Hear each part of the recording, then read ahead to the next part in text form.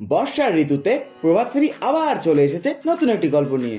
আজকে আপনাদের দেখাবো সীতাকুণ্ড চন্দ্রনাথ পাহাড়ের কোল ঘেঁষা একটি অপরিচিত ঝর্ণা, যার নাম স্থানীয়দের ভাষ্য মতে লেঙ্গুছড়া ঝর্ণা।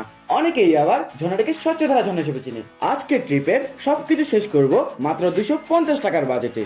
ঝর্ণাটিতে আসতে হলে বাংলাদেশের যে কোনো প্রান্ত থেকে প্রথমে সীতাকুণ্ড বাজারে আসতে হবে। চট্টগ্রাম শহর থেকে যারা আসবেন তারা প্রথমে এখানে এসে জনপ্রতি 50 টাকা ভাড়ায় লোকাল বাসে সীতাকুণ্ড বাজারে পৌঁছাবেন। এছাড়াও ট্রেনে করে সরাসরি সীতাকুণ্ড স্টেশনে নামার অপশনও রয়েছে, যা সীতাকুণ্ড বাজারের ভেতরেই অবস্থিত। সীতাকুণ্ড বাজারে পৌঁছানোর পর প্রথমেই চন্দ্রনাথ পাহাড়ের প্রবেশমুখে পৌঁছাতে একটি লোকাল সিএনজি নিতে হবে। এখানকার সিএনজি গুলোতে একসাথে 5 জন যেতে পারবেন এবং জনপ্রতি 20 টাকা খরচ পড়বে। যাওয়ার পথে হাতের দুই দিকে অনেক ঐতিহাসিক স্থাপনা ও মন্দির দেখতে পাবেন। আবহাওয়ার জন্য রাস্তাগুলো আজকে অনেক সুন্দরই দেখাচ্ছে। চোখের পলক ফেলতে না ফেলতেই সিএনজি চালক তারেক ভাই আমাদের চন্দ্রনাথ পাহাড়ের স্টার্টিং পয়েন্টে নামিয়ে দিলেন। পয়েন্টে পৌঁছে আমরা আমাদের ব্যাগপত্র নামিয়ে তারেক ভাইকে তার ভাড়াটা ক্লিয়ার করে দেই। রোদেলা দিনে পাহাড়ের চূড়া স্পষ্ট থাকলেও বৃষ্টির জন্য তা মেঘের রাজ্যে অদৃশ্য হয়ে গেছে। ঝর্ণার পথে রওনা দেওয়ার আগে আমরা সবার জন্য 20 টাকা বিসেট নাস্তা নিয়ে নিই। মাঝ পথের এনার্জির ব্যবস্থা শেষে দেরি না করে আমরা ঝর্ণার উদ্দেশ্যে হাঁটতে শুরু করি। ঝিরির পথটি চন্দ্রনাথ পাহাড়ের বিপরীত দিক থেকে হাতের ডান দিকে নেমেছে। সেখানকার দোকানগুলোতে জিজ্ঞেস করলেই তারা ঝিরির পথটি দেখিয়ে দিবে।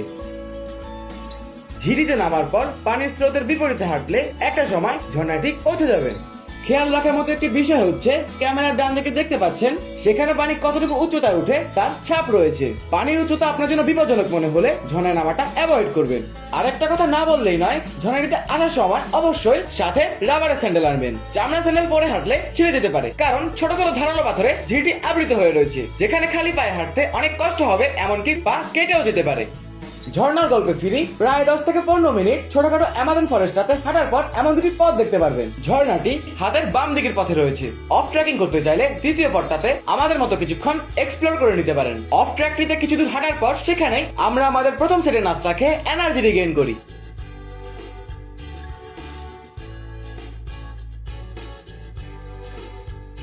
তারপর 3 রাস্তার মোড়টিতে ফিরে ঝর্ণার পথে হাঁটতে শুরু করি। সেখান থেকে 5 মিনিটের মতো হাঁটলেই ঝর্ণাটির দৃশ্য আপনাকে নতুন একটি জগতের অনুভূতি দিবে। তবে ঝর্ণাটিতে ভিজার সময় সাবধান থাকবেন। এখানে পাহাড়ের উপর থেকে পানির সাথে ছোট ছোট পাথর গড়িয়ে পড়ে, যেগুলো মাথায় পড়লে 12টা বাজানোর সম্ভাবনা রাখে। ঝর্ণাটিকে উপভোগ করে আমরা আমাদের দ্বিতীয় সেটের নাস্তা সাবার করে ফেলি। সময় হয়ে গিয়েছে ঘরে ফিরে যাওয়ার।